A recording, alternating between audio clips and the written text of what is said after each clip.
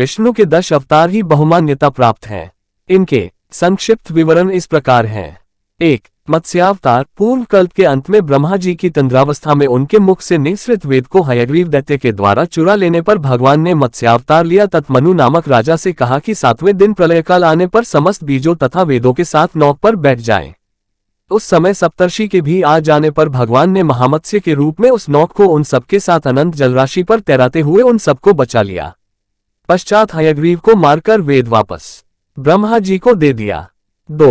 कूर्मावतार। असुरराज बलि के नेतृत्व में असुरों द्वारा देवताओं को परास्त कर शासन च्युत कर देने पर भगवान ने देवताओं को असुरों के साथ मिलकर समुद्र मंथन करने को कहा और जब मंथन के समय मथानी मंद्राचल डूबने लगा तो कूर्म कच्छप रूप धारण कर उसे अपनी पीठ पर स्थित कर लिया। इसी मंथन से 14 रत्नों की प्राप्ति हुई। 3. वराहावतार। वराहावतार में भगवान विष्णु ने महासागर रसातल में डुबाई गई पृथ्वी का उद्धार किया। वहीं भगवान ने हिरण्याक्ष नामक दैत्य का वध भी किया था। 4. नरसिंहावतार। हिरण्याक्ष के वध के बाद विष्णु विरोधी हिरण्यकशिपु ने तपस्या के द्वारा अद्भुत वर पाया और देवताओं को परास्त कर अपना अखंड साम्राज्य स्थापित कर भगवत भक्तों पर भीषण अत्याचार करने लगा। अपने पुत्र प्रहलाद को विष्णु भक्त जानकर उसने उसका विचार बदलने का बहुत प्रयत्न किया लेकिन असफल होकर उसे मार डालना चाहा। तब अपने भक्त प्रहलाद को अनेक तरह से भगवान विष्णु ने बचाया तथा वरदान की शर्त निभाते हुए नरसिंह रूप में आकर हिरण्यकशिपु का वध कर डाला।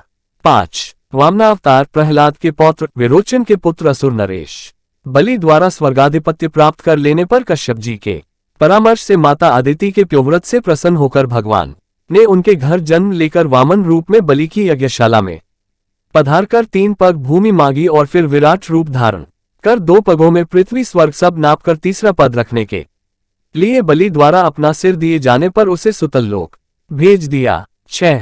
परशुराम अवतार। अन्यायी क्षत्रियों और विशेषतः हयवंश का नाश करने के लिए भगवान ने परशुराम के रूप में अंशावतार ग्रहण किया था। उन्होंने इस पृथ्वी को 21 बार क्षत्रियहीन कर दिया। ये महान पितृभक्त थे। पिता की आज्ञा से इन्होंने अपनी माता का भी वध कर दिया था और पिता के प्रसन्न होकर वर मांगने के लिए कहने पर पुनः माता को जीवित करवा लिया था। अत्याचारी कार्तवीर्य अर्जुन सहस्रार्जुन के 1000 हाथों को इन्होंने युद्ध में काट डाला था और उसके पुत्रों द्वारा जमदग्नि ऋषि परशुराम जी के पिता को बुरी तरह घायल कर हत्या कर देने पर इन्होंने अत्यंत क्रोधित होकर उन सब का वध करके 21 बार पृथ्वी को क्षत्रियहीन करके उनके रक्त से समंत पंचक क्षेत्र में 5 कुंड भर दिए थे। फिर यज्ञ करके सारी पृथ्वी कश्यप जी को देकर महेंद्र पर्वत पर चले गए। 7. रामावतार। इस विश्रुत अवतार में भगवान ने महर्षि पुलस्त्य जी के पौत्र एवं मुनिव विश्रवा के पुत्र रावण के द्वारा सीता का हरण कर लेने से वानर जातियों की सहायता से अनुचरों सहित रावण का वध करके आर्यावर्त को अन्यायी राक्षसों से मुक्त किया तथा आदर्श राज्य की स्थापना की। यह विशेष ध्यातव्य है कि मानव मात्र की प्रेरणा के लिए उच्चतम आदर्श स्थापना का ये कार्य उन्होंने पूरी तरह मनुष्य भाव से किया। रामकथा के लिए सर्वाधिक प्रमाणभूत एवं आधार ग्रंथ वाल्मीकि रामायण में राम का चरित्र समर्थ मानव रूप में ही चित्रित है। युद्धादि के समापन के बाद जब सभी देवता उन्हें ब्रह्म मानकर उनकी स्तुति करते हैं तब भी वे कहते हैं कि मैं तो अपने को दशरथ पुत्र मनुष्य राम ही मानता हूँ। मैं जो हूँ और जहाँ से आया हूँ, हे भगवंत ब्रह्मा, वह सब आप ही मुझे बताए। तब ब्रह्मा जी उन्हें सब बताते हैं। लीला के लिए ही सही पर पूरी तरह मनुष्यता का यह आदर्श अनुपम है और जो प्रेरणा इससे मिलती है वह स्वयं को हर समय सर्वशक्तिमान परात्पर ब्रह्म मानते हुए लीला करने से कभी नहीं मिल सकती है। 8. कृष्णावतार। इस अवतार में भगवान ने देवकी और वसुदेव के घर जन्म लिया था।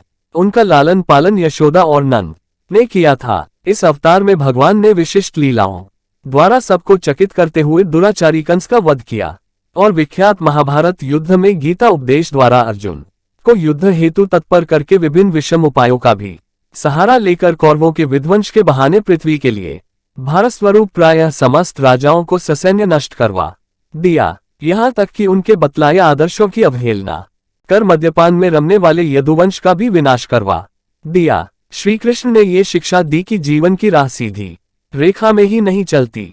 धर्म और अधर्म का निर्णय परिस्थिति और अंतिम परिणाम के आधार पर होता है, न कि परंपरा के आधार पर। श्री कृष्ण की बहुत सी लीलाएं अनुकरणीय नहीं, चिंतन के योग्य हैं। राम का चरित्र अनुकरण के योग्य है। राम के चरित्र का अनुकरण करके कृष्ण चरित्र को समझ सके, इसी में ज्ञान की सार्थकता है। कृष्ण चरित्र का वर्णन अनेक पुराणों में है, परंतु महाभारत के अंतर्गत आए अंशों के अतिरिक्त शेष बाल लीला एवं अन्य लीलाओं का प्राचीन रूप हरिवंश पुराण में है। उसके बाद का रूप विष्णु पुराण में तथा सर्वथा परिष्कृत रूप श्रीमद् भागवत पुराण के पूरे दशम स्कंध में है। 9 बुद्धावतार। महाभारत में बुद्ध का अवतार के रूप में तो नहीं ही व्यक्ति रूप में भी नामो निशान नहीं है। हिंदू धार्मिक ग्रंथों में उनकी पहली उपस्थिति महाभारत का खिल परिशिष्ट भाग माने जाने वाले हरिवंश पुराण में है, परंतु विरोध के रूप में भागवत महापुराण तक में उन्हें मोहित भ्रमित करने वाला ही माना गया है। परंतु अथर्ववेद की शाब्दिक स्पष्टता से लेकर महाभारत तक में हिंसा के अत्यधिक विरोध के बावजूद सनातन हिंदू धर्म में इस कदर हिंसा व्याप्त हो गई कि अहिंसा के प्रबल उपदेशक बुद्ध जयदेव के समय 12वीं शतीक से पहले ही पूरी तरह भगवान का सहज अवतार मानकर उनके उपदेशों को मान्यता दे दी गई। गीत गोविंदम के प्रथम सर्ग में ही दशावतार वर्णन के अंतर्गत जयदेव जी ने बुद्ध की स्तुति में यही कहा है कि आपने श्रुति वाक्यों के बहाने से यज्ञ में पशुओं की हत्या देखकर सदैव हृदय होने से यज्ञ की विधियों की निंदा की। 10 कल्कि अवतार। ये भविष्य का अवतार है। कलियुग का अंत समीप आ जाने पर जब अनाचार बहुत बढ़ जाएगा और राजा लोग लुटेरे हो जाएंगे, तब संभल नामक ग्राम के विष्णुयश नामक ब्राह्मण के घर भगवान का कल्कि अवतार होगा। उनके द्वारा अधर्म का विनाश हो जाने पर पुनः धर्म की वृद्धि होगी। धर्म की वृद्धि होना ही सत्ययुग कृतयुग का आना है।